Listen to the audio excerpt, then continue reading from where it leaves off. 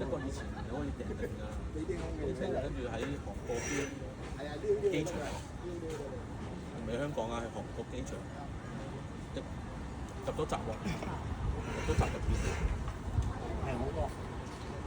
自己對價錢講，支持我啊嘛。唔知啊，佢上次咪都買啲大嘅，晚都買咗咁係啊，佢中意嗰啲就買咯，做乜女都講。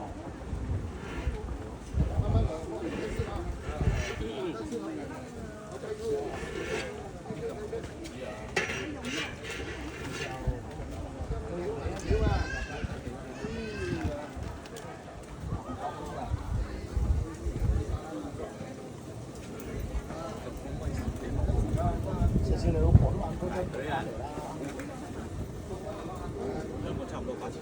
但係佢話舒服靚啊，係啊，哦嗰時嘅你老婆上次都係啦，跟住佢睇到佢都話佢都去買啊，我嚟講快遞小姐睇邊度買，話嗰啲幾好嘛，